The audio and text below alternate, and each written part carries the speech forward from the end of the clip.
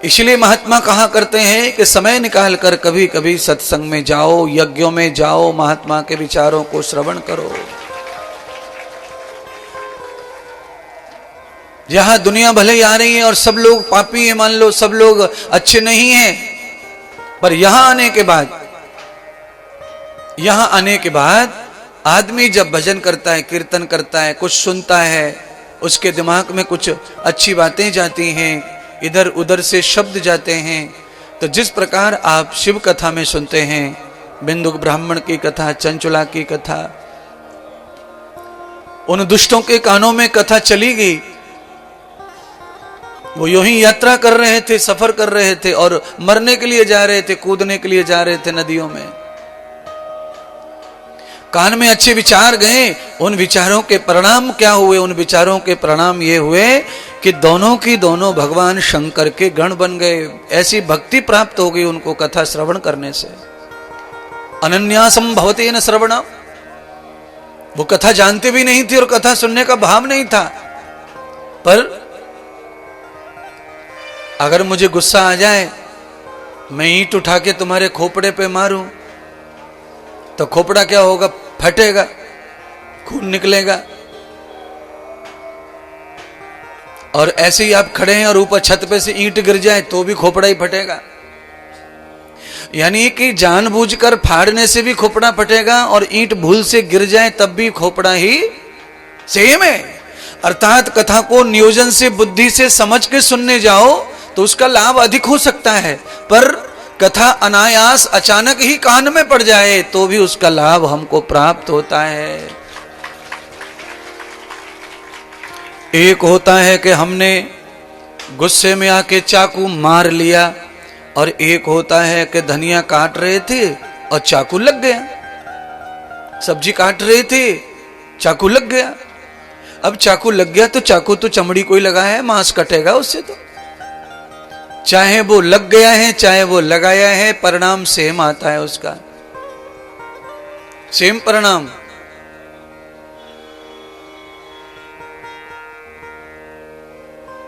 मुझे ऐसा लगता है कि जब परिणाम अनायास भी आता है धर्म का, तो फिर हमको निश्चित योजना से धर्म कर्म करना चाहिए। योजना बना के धर्म करना चाहिए, योजना बना के कर्म करना चाहिए। और जब आदमी का कर्तव्य और कर्म निश्चित और सही हो जाता है तो उसके पीछे पीछे धर्म चलता है, धर्म अपने आप सही होता चला जाता है। कैसे सही हो जाता है? आपने देखा है कभी कभी, सब जगह नहीं है, पर हम जहां कथा कर रहे हैं यहां से लेके हरियाणा तक ट्रैक्टर के पीछे खेत जोतने के लिए कल्टीवेटर लगाते हैं और कल्टीवेटर के पीछे मैदरी लगा देते हैं।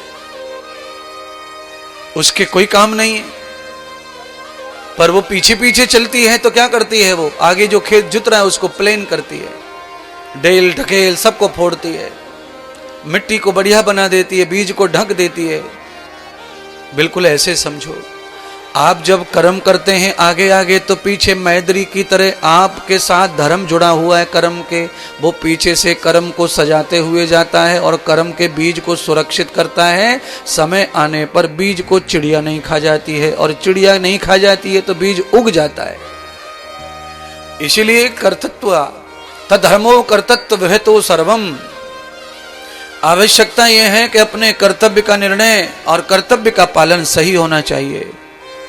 उसके पीछे पीछे हमारा धर्म स्वतः सिद्ध होता रहता है, क्योंकि धर्म अजन्मा है, अनंत है। धर्म प्रभु का ही नाम है, परमात्मा ही धर्म है, वो पीछे पीछे चलता है।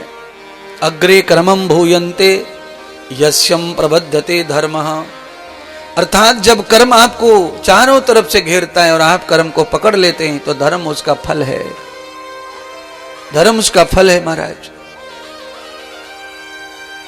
क्या फल है? आपने कभी कच्चा आम खाया होगा? जब भी आम के बारे में, अचार के बारे में चर्चा होवे तो आपको पता होना चाहिए जीभ के ऊपर क्या होने लगता है। हाँ जी, अबे सादाबाद वाले, पानी आ जावे, बतू तो अचार लाए ना आज तक, गजा के लावे भाई, देख के कहा पानी,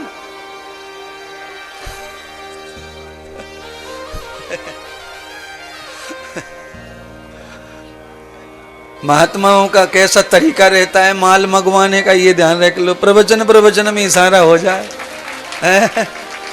अरे भैया ठंडी चल रही है ना, ताजा ताजा हरी मिर्च डरवा के ले आ।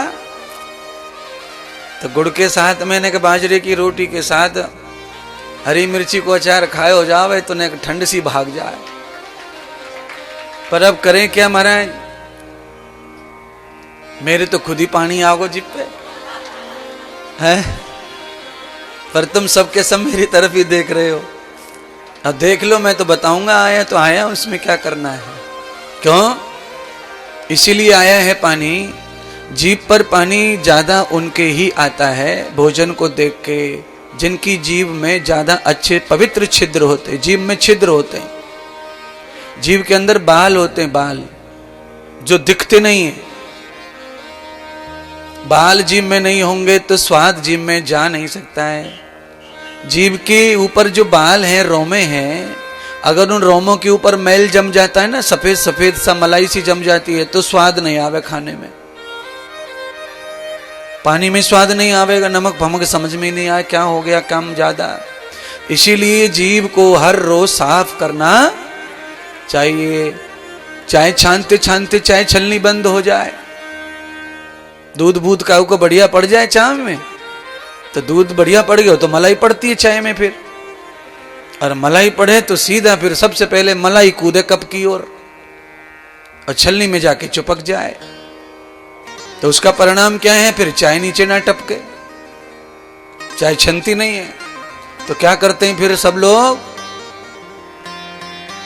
छलनी को उल्टा करके खटखटाते हैं या चम्मच का सहारा लेकर उसे चलाते हैं, घुमाते हैं। वैसे ही उंगलियों का सहारा लेकर के थोड़ा चम्मच चलाओ जीभा पर। सुबह 24 घंटे में एक बार अच्छी तरह से पांचों इंद्रियों का पावन स्पर्श होना चाहिए। अद्रावते सुखम मूलस्य कर्मम विभूषितम सखाम। 10 इंद्रियां हैं, 24 घंटे में कम से कम 3 बार ज्ञान इंद्रियों को पवित्र करो और 1 बार कर्म इंद्रियों को पवित्र कम से कम 24 घंटे में करना चाहिए।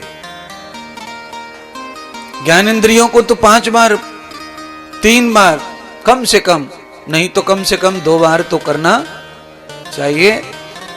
2 बार मतलब नाक साफ करनी चाहिए सुबह शाम, मुंह साफ करना चाहिए, आंखों में पानी मारना चाहिए, और ये अपने कान जो हैं इनको साफ करना चाहिए। तो महाराज कान में पानी मारें, कहा करें, कैसे साफ करें ये बताओ। सुनिए, कान को साफ करने का तरीका यह है कि बाहर का जो एरिया है, ये जो एरिया है इसको ऐसे रगड़ना चाहिए, कान को ऐसा। भाई ये कान को, आप जब कान को रगड़ते हैं, आप कभी नाई की दुकान पे या पार्लर में जाते हैं तो वहां पे आपको थोड़ा देर तो वो पाउडर पाउडर सा पुताई सी होती है, उसके बाद में लास्ट जब आपको आनंद सा आने लगता है तो फिर वो कानों के ऊपर थोड़ा मसाज करते हैं, तो फिर आपको कभी कभी बड़ा सुख मिलता है। और कान मरोड़ने से क्या होता है, डिप्रेशन कम होता है, टेंशन कम होता है, स्मृति बढ़ती है। इसीलिए हमारे हिंदू धर्म में सजा के रूप में छोटे बच्चों का कान ही मरोड़ा जाता है। दोबारा गलती ना करे, उसकी स्मृति अच्छी हो जाए, उसकी याद अच्छी आए। इसीलिए कान में सोना पहनते हैं, थोड़ा खोपड़ी काम अच्छा करे, सोने से चार्ज होता रहता मांस नसें। ये शोभा के लिए नहीं पहनते, अगर शोभा के लिए हम पहनेंगे तो हम तो 24 घंटे कुंडल पहनेंगे, पर हम खाली कथा में आते तभी पहनते हैं, कथा से उतरते से उतार देते हैं अपना श्रृंगार। क्योंकि युद्ध के मैदान में जब उतरना है तब ही अपने पूरे हथियार मिलिट्री मैन लेता है। अगर उसी यूनिट में रहना है, क्वार्टर में रहना है, तो राइफल कहीं, बिस्तर कहीं, भोजन कहीं, पानी को डिब्बा कहीं, काम चलाता रहता है। जब युद्ध में उतरेगा तो उसके पास अपना आहार व्यवहार सब कुछ होना चाहिए। तो हमारे लिए युद्ध का मैदान क्या है, ये व्यासपीठ है। हमें जो भी लीला दिखानी है, टैलेंट यही है सब कुछ। और इस व्यासपीठ की वजह से पूरी दुनिया में हम चले गए, यहीं बैठे बैठे पूरी दुनिया में। और व्यासपीठ कोई छिना ले हमसे तो कहीं ना कोने में धर जाएंगे काऊ में जाके। कौन संसार में किसको पूछ रहा है? संसार में अगर पूछ परख है तो केवल व्यक्ति के प्रभाव और गुण की ही पूछ परख है महाराज।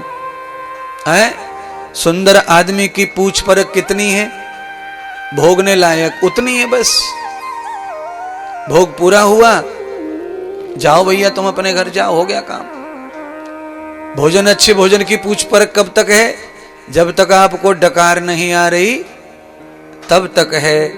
फिर बाद में क्या हो जाता है अच्छे भोजन का भी? दोनों हाथ थाली पे दोनों हाथ लगा ले खाने बारो, और साली जो है बिल्कुल मरी जा रही है जीजा पे। जीजा जी जीजा जी जीजा जी जीजा जी लेना पड़ेगा, मैं ही सौगंध है, मैं ही सौगंध। अबे जीजा जी सौगंध की पड़ रही है, यहां तक ठूस लो बाने रसा आलू को। एक और डकार सी मार दी तो तेरे ऊपर होली सी होगी, जो भागती फिरेगी यहां से।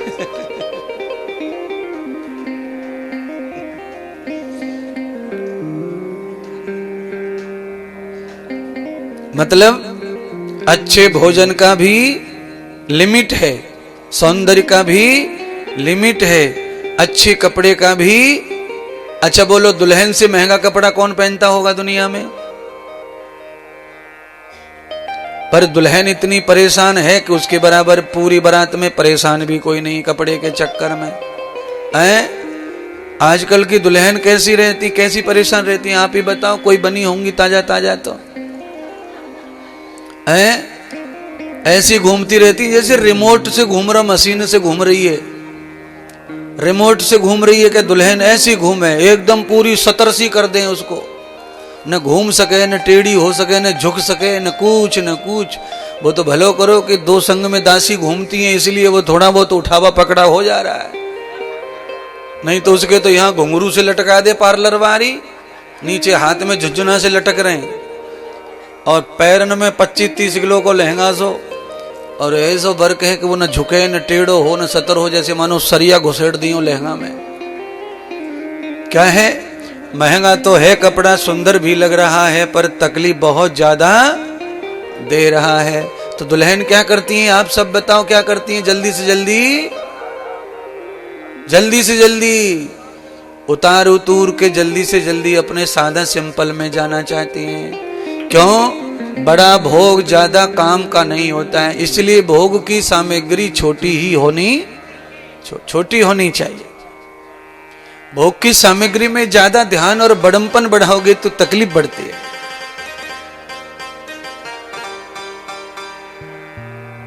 महंगे कपड़े को ज्यादा धो भी नहीं सकते। इस साड़ी का जो जोड़ा चढ़ता है उसको कहां धोते? 5, 10, 15 साल तक उसी को पहनते रहते हैं, बार बार बिना धोए। पहन लिया, 2.5 घंटे शादी में गए बुआ के यहाँ, अब फिर उतार के सूटकेस में घुसेड़ दो, फिर पहन लिया। 5-10 साल तक उसका नाम ही नहीं है धोने का।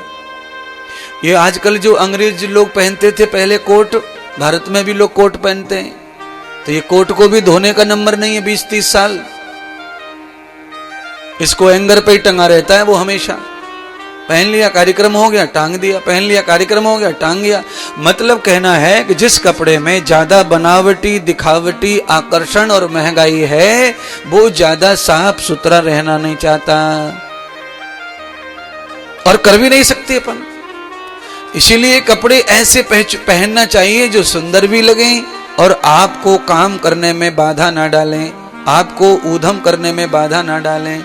ऊधम का मतलब है मन आगो, आप घूम रहे हैं, अचानक देखो कि आम को बगीचा आगो, और आम ऊपर से टें कर रहे हो, खुशबू के मारे पीलो पड़े हो, तो कम से कम ऐसा तो हो कि कपड़ों सहित फुर्र चढ़ जाए, तोड़ ताड़ के फुर्र उतर आम। महंगे कपड़े वाले से चढ़ा जाए ना उतरा जाए। तो कपड़े महंगे भी हों पर ऐसे हों कि जिनका उपयोग हो सके। ऊधम का मतलब यही से है। आपका मन आ गया क्रिकेट खेलना है, रास्ते में बच्चे खेल रहे हैं तो लाओ बल्ला, ऐसे कपड़े हों कि बल्ला चल जाए। अब कल्पना करो, ऐसे ऐसे पहनावे, ऐसे ऐसे भोजन, ऐसी ऐसी चीजें समाज में हैं जिनको बहुत मुश्किल है खाया जा सके, पहना जा सके, ओढ़ा जा सके, बिछाया जा सके। इसलिए सदगुरु भगवान सुखदेव क्या कह रहे हैं कथा के माध्यम से, मेरा उपदेश समाप्त हो गया, अब कथा में प्रवेश करते हुए आगे बढ़ते हैं। भगवान कह रहे हैं राजन, आज गोकुल में इतने देवताओं का आगमन हुआ है कि देवताओं को कोई गिन नहीं सकता है। केवल गिनने में 33 करोड़ हम मुंह से बोल दिया हो गया, पर 33 करोड़ को गिनने के लिए तो 40 दिन लग जाएंगे। कुंभ में 40 करोड़ आने वाले हैं ऐसा अनुमान है। 25 करोड़ आ जाएंगे चलो ठीक है, 20 करोड़ 30 करोड़ आ जाएंगे वो भी बहुत ठीक है। 40 करोड़ अगर आ गए हैं तो महाराज आधी जनता आ गई भारत की, इनको कैसे गिनेंगे अपन, तो बड़ा कठिन हो गया। तो महात्मा चाहते क्या है, कथा में क्यों विश्लेषण कर रहे हैं गोकुल का इतना ज्यादा, ये चाहते हैं महात्मा कि तुम्हारे घर में तुम्हारे पेट से, तुम्हारी बहू के पेट से अगर बालक हो तो उस बालक के पैर में ऐसा पदम, ऐसा भाग्य होना